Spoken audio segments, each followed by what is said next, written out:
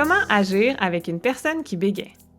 De la même façon qu'on agit avec tout le monde, lorsque quelqu'un parle, la politesse demande qu'on ne les interrompe pas et qu'on attende que la personne ait fini de dire ce qu'elle a à dire. Si les gens savent le faire avec des personnes qui ne bégayent pas, ils devraient appliquer les mêmes règles avec les personnes qui bégayent. Ça dépend de la personne. Il y a des personnes qui aiment être aidées avec la parole, le fait de compléter la phrase ou le mot même. Moi, personnellement, si une personne m'aide à continuer la phrase, je n'ai aucun problème avec ça. Quand on me coupe la parole ou quand on essaie de terminer mes phrases, moi, c'est un irritant de mon côté. Je trouve que, premièrement, c'est impoli.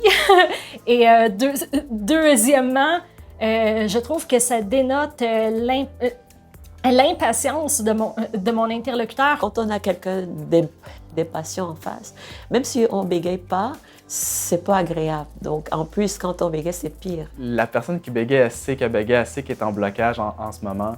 Fait que je pense juste d'être là, puis d'écouter, de pas faire de drame avec ça. Agir avec patience et compassion, je dirais. Juste d'être là pour l'autre dans sa parole, tu sais, de ne pas l'aider ou essayer de faire juste être présent, être simplement soi, puis d'accepter la personne telle qu'elle est. Je me sens tellement mieux quand je le sais que la discussion ne doit pas être pressée. J'aime pas quand les gens ils pensent que les accrochages sur les mots que c'est drôle. Tu sais, je comprends que ça peut être drôle, mais dans ma tête, moi, je suis en train de dire un message. Le bégaiement, c'est le contenant du message que tu délivres des fois, puis comme il y a un message dans ce contenant-là qui veut être écouté. Ne pas essayer de compléter mes phrases parce que souvent, ça fonctionne pas. C'est pas nécessairement ce que je voulais dire. Donc là, je dois recommencer. Quand j'étais petit, ma grand-mère finissait souvent mes phrases à ma place.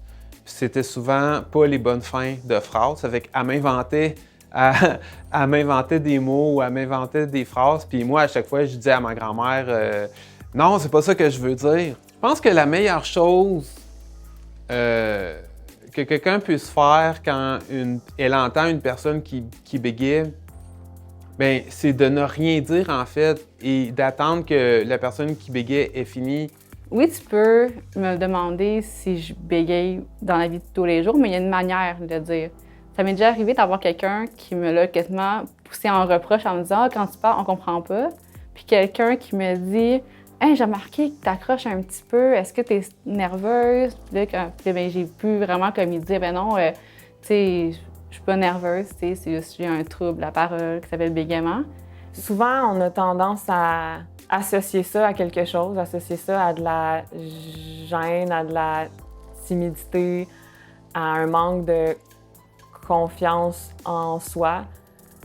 Mais juste d'associer ça à rien, même, j'irais plus loin, apprendre à voir du beau dans une parole qui est différente.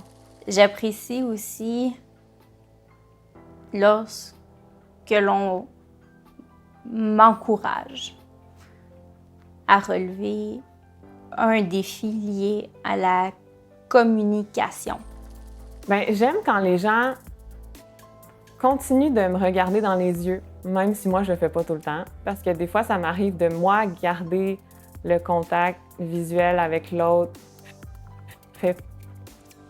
personne et celle-ci détourne le regard, ce qui est correct, tu sais, mais en même temps, j'ai l'impression que ça m'envoie un certain message de « Ah, c'est bizarre là, que tu me regardes puis que tu fasses des sons bizarres avec ta bouche. » J'aime ça quand les gens, finalement, ils se concentrent sur ce que je dis puis qu'ils trouvent pas ça drôle.